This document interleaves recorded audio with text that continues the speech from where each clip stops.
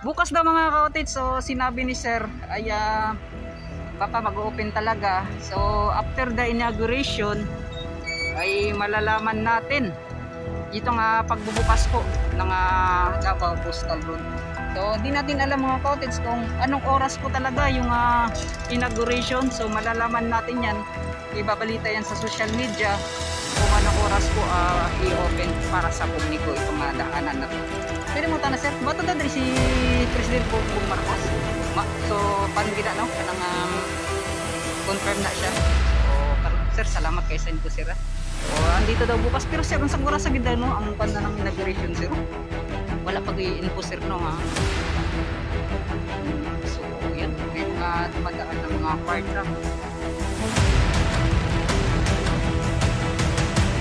Talagang tinitingnan para po siguro. So may tail pala sa lupa na to.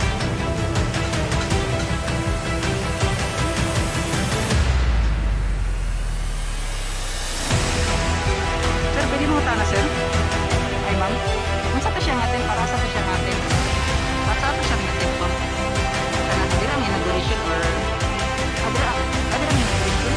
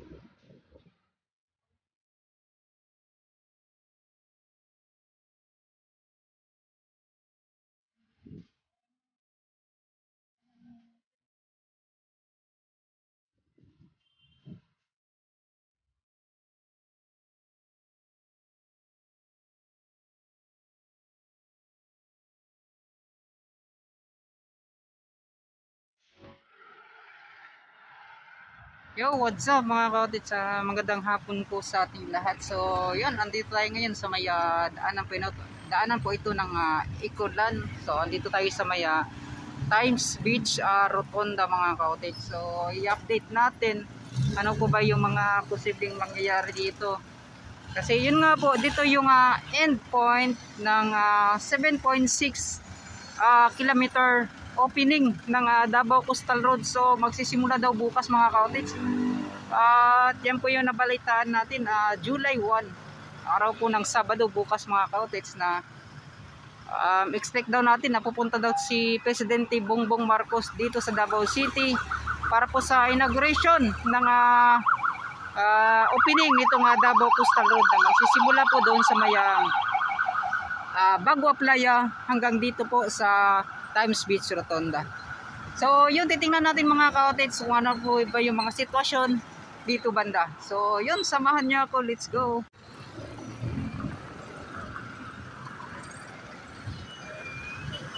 Yo, what's up mga ka-cottage? Sa Relay Boys boss.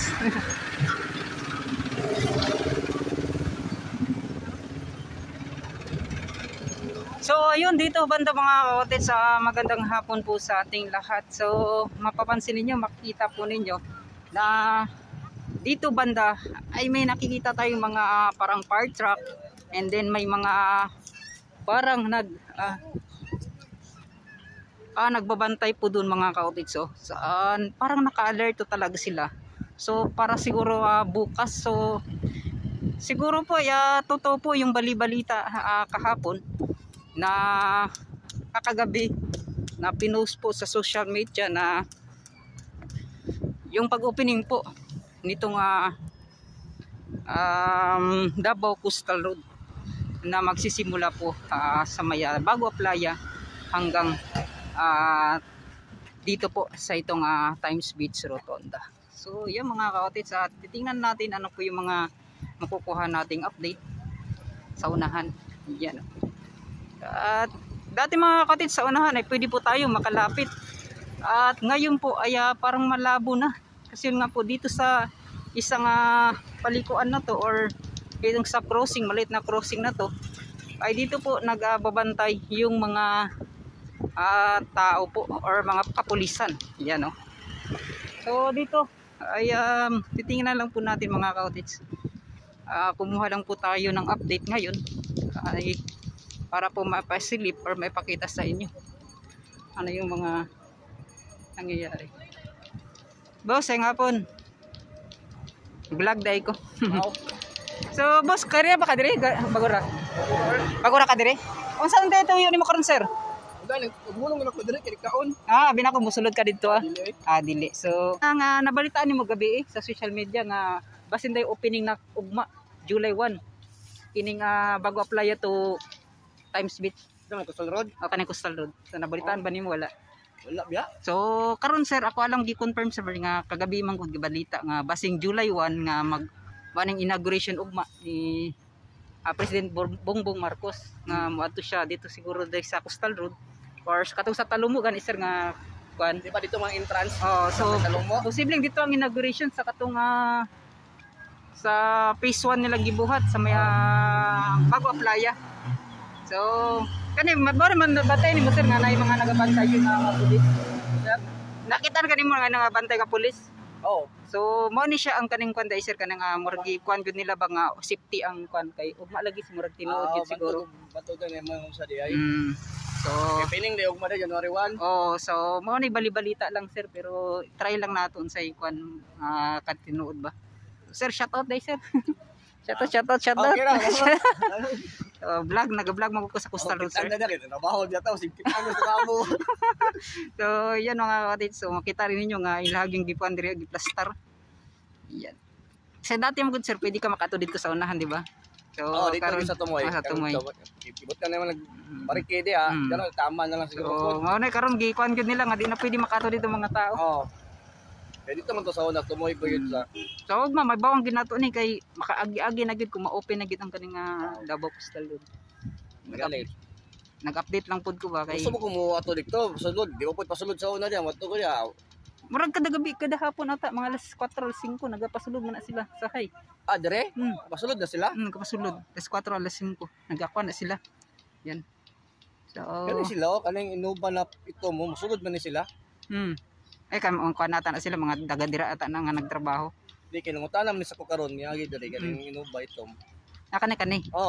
Na pwede na ba pasudlan, mingon ako nga di ko sila pasudlan sir. Dili pa.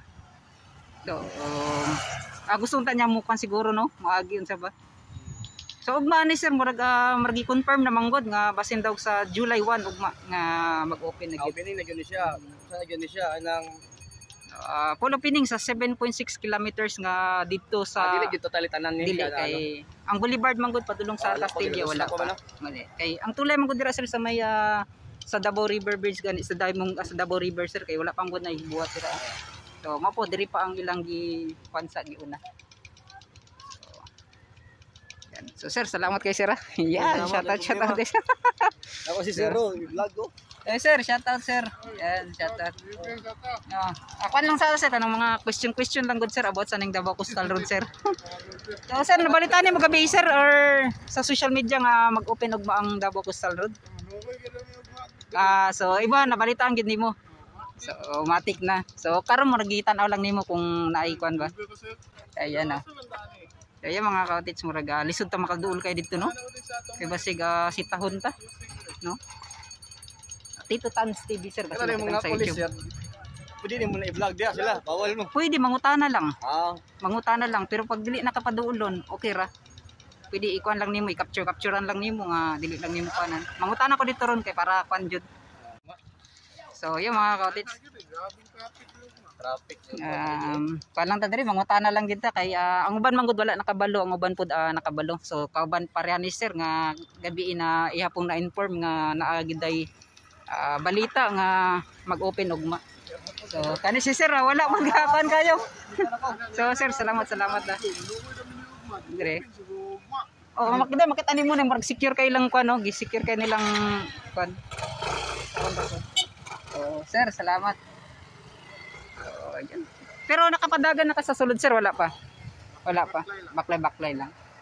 So, unsa may maingon nimo sir sa Davao Coastal Road naman tay mga kani-kanyang mga opinion good sir nga makita nato sa sulod.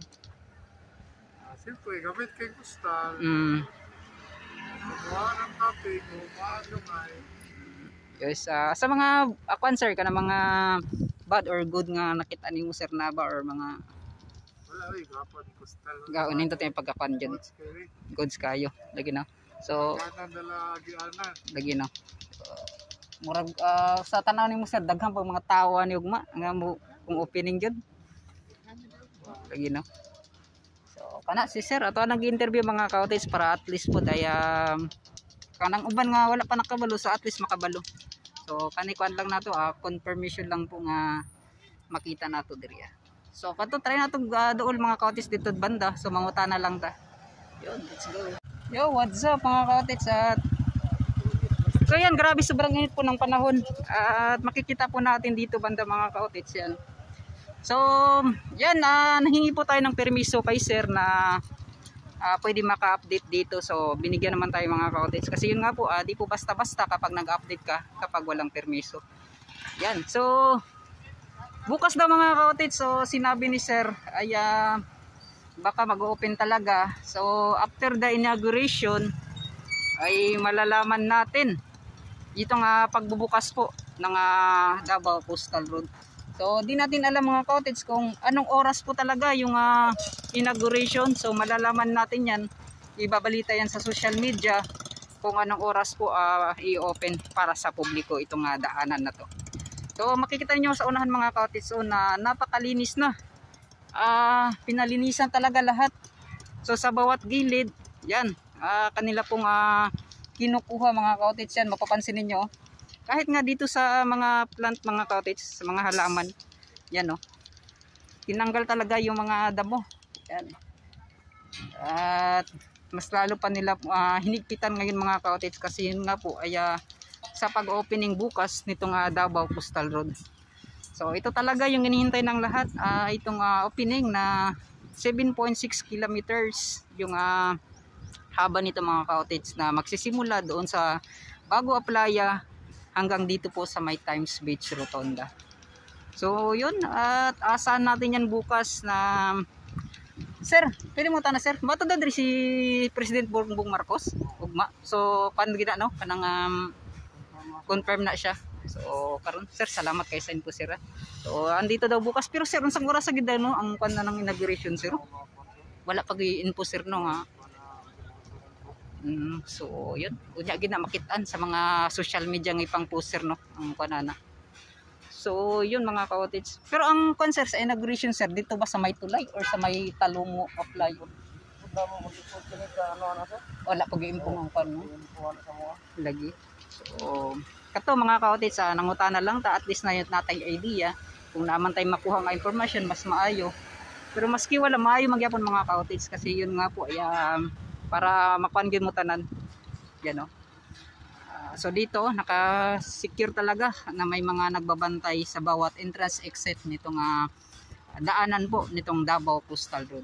So yun, mapapansin niyo kahit na mga tao dito mga kautit so di rin nila alam yung mga karamihan dito na mag-open na pala bukas itong Davao Coastal Road. So may mga iba naman na nakakaalam na through social media kasi mga kautit malalaman natin yan yun no.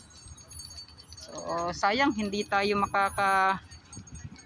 pasok kasi yan nga po ay ngayong oras po ay talagang kanila pong inaayos lahat po yan no. Kahit nga dito sa yan no, sa mga ilaw yan ay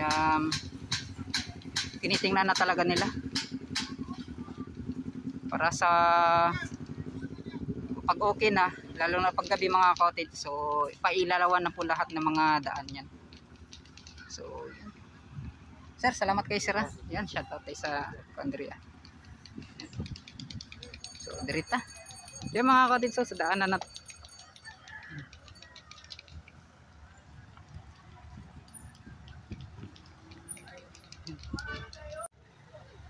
So yo, what's up mga cottage? So andito tayo ngayon sa may itong Times Beach Rotonda. So yun, makikita naman ninyo mga cottage yung preparasyon na ginagawa nila mga cottage. So yun no, sobrang init ng panahon. Yan, so yung mga pulisan dito, yung mga yan kanina yung mga bumbero na nakikita natin, so dumadaan. So para po yan doon sa loob talaga. Siguro doon sa may ang tawag nito, doon sa may Talomo Bridge na yun. Yan. So ito po mga cottage, ito na po yung kagandahan ng biglang gumanda po itong Times Beach Rotonda mga cottage. Kasi nga po, nilinisan lahat ng mga gilid dito sa mga damo niya mga cottage, kinuha po. Yan. Ito. So sobrang nakapanibago. So sana ganito po palagi yung mga makikita natin araw-araw dito po banda mga cottage. So yun, asahan natin yan sa mga darating pa na araw. Yun, maraming salamat. Yan o. Dito tayo banda. Sir, ayun nga po sir. Ma'am, mag-vlog ko ma'am, okay ra? Ay, salamat. Yan. So dito, naka-alert talaga lahat ng mga yan, nagbabantay. Sobrang init mga cottage ngayong araw. At sana hindi po umulan mamaya or para bukas mga cottage. So okay po yung panahon. So dito yung update natin dito sa may Times Beach Rotonda. So malayo kasi yung sa may bago apply mga cottage. Siguro pupunta lang po tayo doon sa may Talomo Major Bridge. So yun lang po yung titingnan natin ngayon. So pagkatapos nito, para ma-update po kayo kung ano po yung mga nangyayari ngayong araw. Yeah. So, dati mga cottage dito banda, doon talaga yung pwede ka makapunta. So ngayon dito sa sinabi ko parang sa crossing na to na maliit mga cottage na daanan. So dito talaga yung kanilang yung daanan na parang sinara mga cottage. Yan may mga dumadaan na mga fire truck. Yan. Talagang tinitingnan para ma-secure. So may tent pala sa loob mga cottage, so doon banda. So yun. So ngayon lang natin napansin. Sir, pwede mo utana sir? Ay ma'am. Unsa to siya nga tent? Para sa to siya nga tent? Para sa to siya nga tent ma'am? Kana dirang inauguration or dirang inauguration? So sa kumbaga na dira si President Bongbong Ugma. Dili pa pero dira gid ang pangit sa inauguration. So yun. So yung mga cottage, so may tent doon banda. So baka doon po yung inauguration, di natin alam sa dito ba or sa may playa. So ito po yung mga nakikita natin. So maganda mga cottage kasi yun nga po. Makikita kung pupunta dito si President Bongbong Marcos, so makita niya yung kagandahan nitong roundabout o itong rotonda.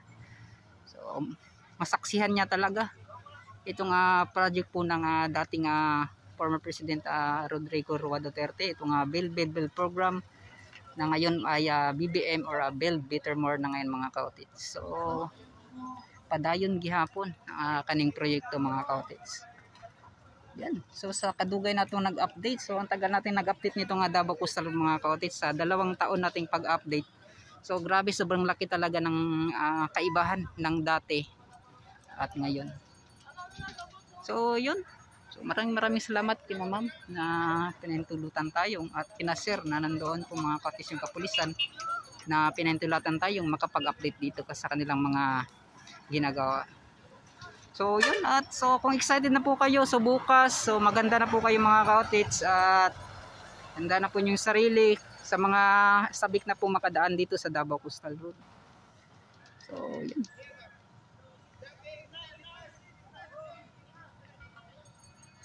So maraming salamat kina ma'am. So ito yung update natin at maghanap tayo ng ibang update mga cottage. Siguro pupunta ako ngayon sa may Talomo Aplaya Major Bridge mga cottage. So titingnan natin doon kung ano may mga nagbago or pinagagawa nila doon. Kung tapos na ba talaga or hindi pa. Kasi yung na-update natin doon sa Talomo, parang mga 2% na lang siguro mga cottage sa kanilang ginagawa ay sa gilid na yun, sa pagre-reprap, yun na lang talaga yung kulang. Yan, shoutout dahil sa mga kandira. Oh. Yan, shoutout. Yan, shoutout. Shoutout. So, yan mga kaotis, hanggang dito na lang. Magpapaalam na ako. So, maraming salamat sa lahat ng mga solid supporters natin, solid viewers. So, lagi po kayong mag-ingat. So, ito yung update natin ngayong araw sa pagbukas po bukas. Pag open or pagbukas yan, bukas itong Davao Coastal Road. Dito po sa may Bagua Playa hanggang Times Beach Rotonda. Yan. At maraming salamat. Bye-bye.